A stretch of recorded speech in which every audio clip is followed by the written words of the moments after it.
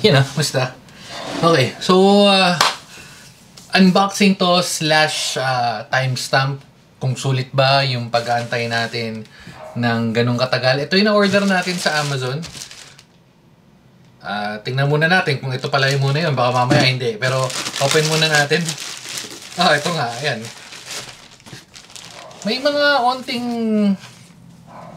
hiwa-hiwa lang. Pero feeling ko okay naman. So open natin. Ay, nakalagay lang naman is yung weight. Weight is 0.15 kilograms. Available to ship. Tas destination. Ito to. Pwede ito. Pakita ko sa inyo yan. Yan. Destination. Sa free delivery. Prime. Blah blah blah. Service type. Consolidation. Okay. So date receive. Date receive meaning nung na-receive nung na Kango is ito. Kontak pa na natin. Date receive. Ayan July 7. So, na-place natin yung order July 2. Dumating sa Kango, July 7.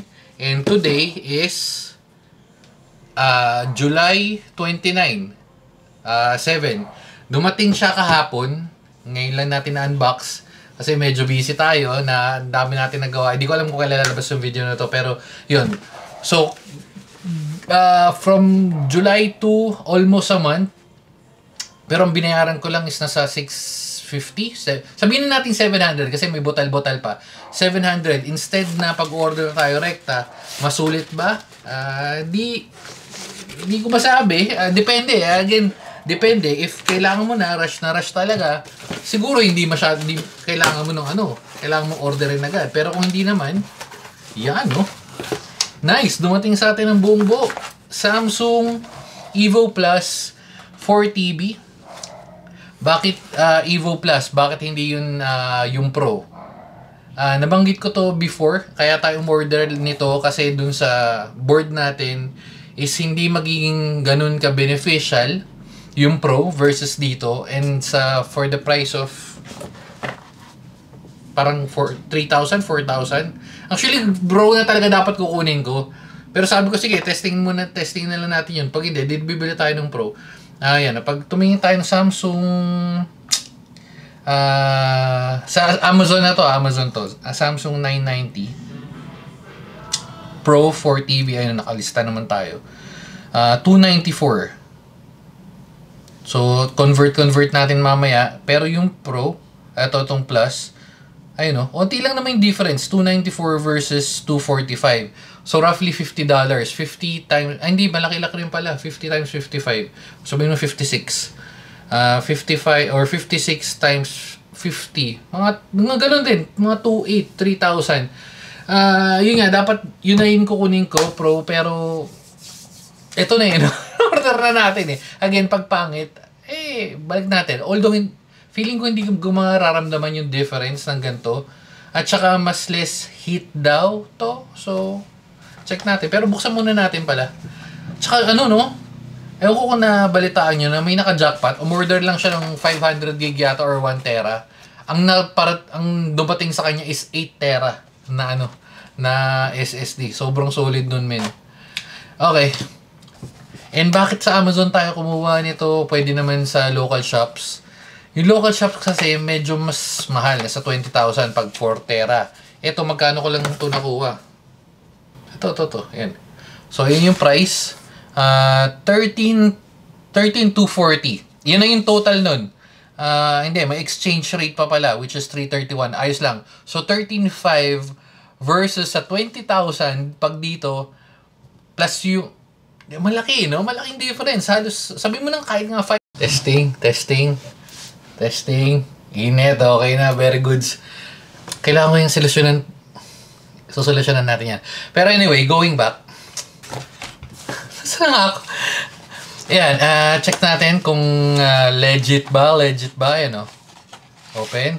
Nakita nyo naman, sealed naman. May may mark pa. Kung tampered ba, hindi naman. Ayan Samsung. Oh, legit.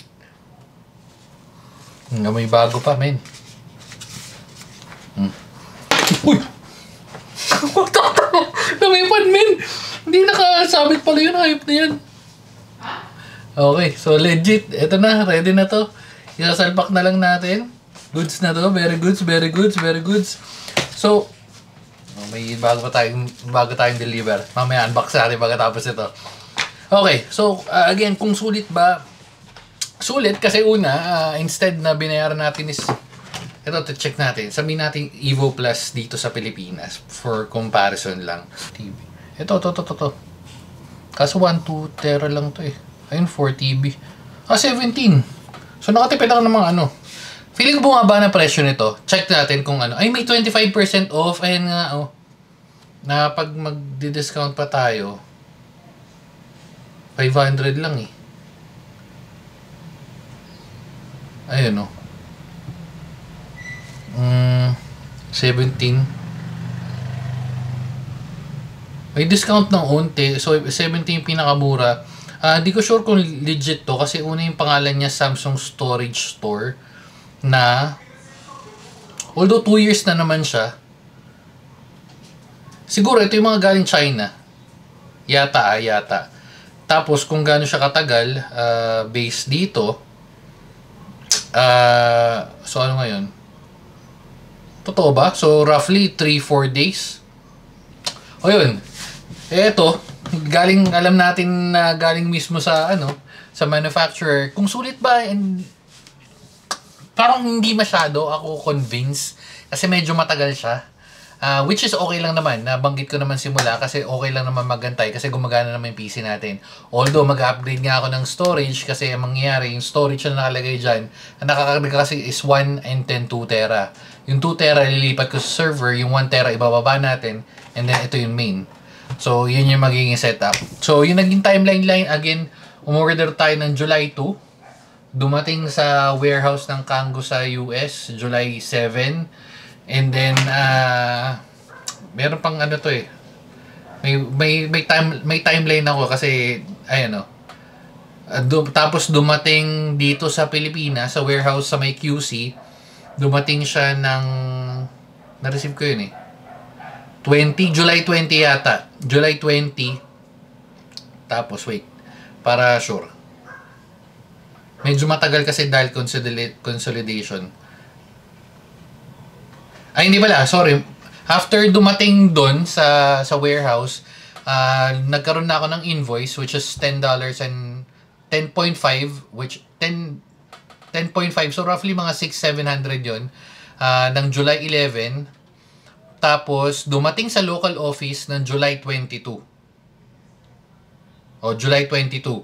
And then July 24 na dispatch daw. And ngayon, July 29, yung dumating na sa local warehouse to, tinatawagan ko na sila after 2 days kasi parang wala eh. Parang Tuesday ko yata na-receive yung email. And then, walang nag-update sa akin, walang email and all. Hindi naman ako nagmamadali. Gusto ko lang malaman ko ng status. So, na-forward sa nung 24, so parang may ano na sila eh, courier. PhilX yung nagpadala nito. Nasaan na yun? Basta PhilX, kasi yung tracking PhilX, doon ako nag-check. So, 24 na dispatch, and then dumating kahapon, which is 28, na 29 kasi ngayon. Dumating ng 28. So, ganun yung process, medyo matagal. Okay lang, again, nag-shell out tayo ng 600-700 for shipping. Ito, mas tipid. Pero kung again, bibili natin sa store, pinakamura naman nakita natin yung 17,000. So, 14. So, more or less 3,000. For 3,000 ba, worth it ba yung pag-aantay?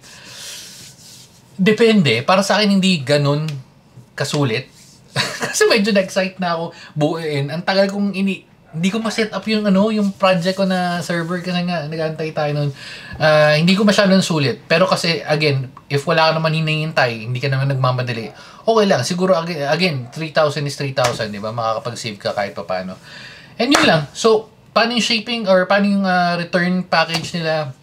Yung return, ang nangyari kasi sa akin, yung sa nakaraan, yung nasira yung Western Digital, yung red, hindi na nila kinuha yung item. Ginawa is ni-refund na lang. Parang pinakita sa akin. Kasi marami-rami rin na order ko nun. And then, yun, ni-refund na lang. Pero again, it's case-to-case basis.